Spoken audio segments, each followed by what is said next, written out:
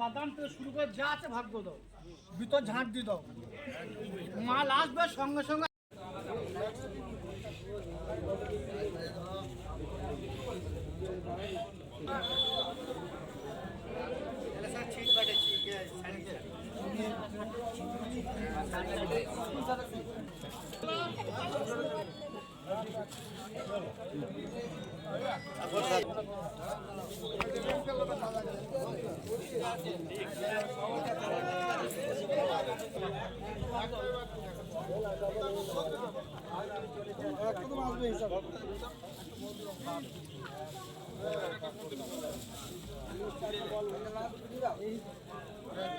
উনিশটা ছিল, 19টা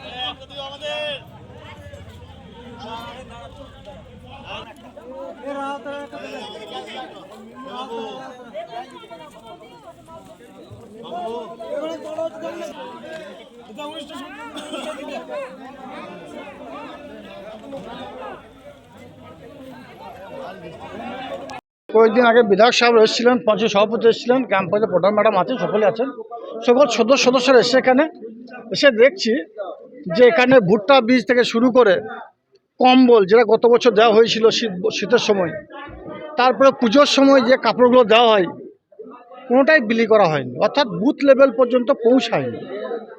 আমাকে মেম্বাররা দাবি করেছিল, কয়েকদিন আগে মেম্বাররা এই বিষয়গুলো বলেছিল। আজকে দলীয় কার্যালয়ে যখন মেম্বারদের সঙ্গে আলোচনা করলাম, তারা বলেছে এই মালগুলো পঞ্চায়েতে রাখা আছে, সর্বতই গ্রাম পঞ্চায়েত প্রধান ম্যাডামকে বলে মালগুলো বের করে প্রত্যেকটি যারা সদস্য আছে তাদের মধ্যে বন্টন করে দেওয়ার জন্য বললাম। এই মালগুলো যেন আর নষ্ট না হয়, এর মধ্যে অনেক মাল নষ্ট হয়ে গেছে, বাকি যেগুলো আছে সেগুলো সঠিকভাবে ব্যবহার করার জন্য বললাম ওদের। দাদা, আপনাদের তো দলের পঞ্চায়েত, আপনাদেরই তো উপপ্রধান সব পরিচালনা করেছে, তারা এটা করলো, যেই পরিচালনা করেছে, সরকারি সম্পত্তি তো নষ্ট হলো, যেই পরিচালনা করেছে সঠিক কাজ করে নাই, সঠিকভাবে পরিচালনা করে নাই, যার জন্য রাজ্য নেতৃত্ব থেকে শুরু করে জেলা নেতৃত্ব এবং আমাদের কাছে খবরটা পৌঁছাতে দেরি হয়েছে।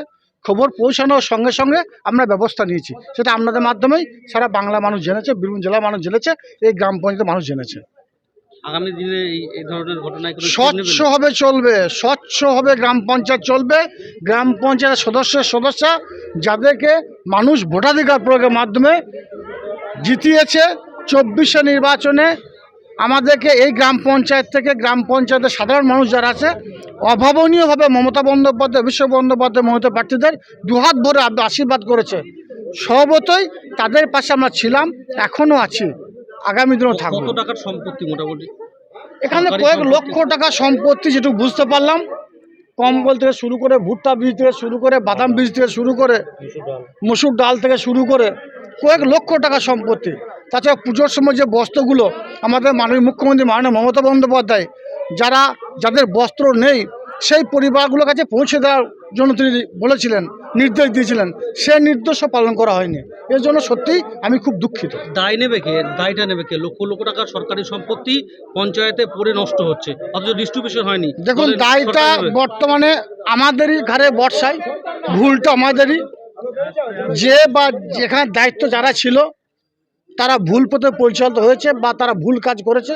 আগামী দিনে এই ধরনের কাজ হবে না, এটা আপনাদের মাধ্যমে আমি জনসাধারণকে আশ্বস্ত করতে চাই। ইনভেস্টিগেশন হবে না, অ্যাকশন হবে না, সেটা আমরা দেখছি আলোচনার ভিত্তিতে কি করা যায়।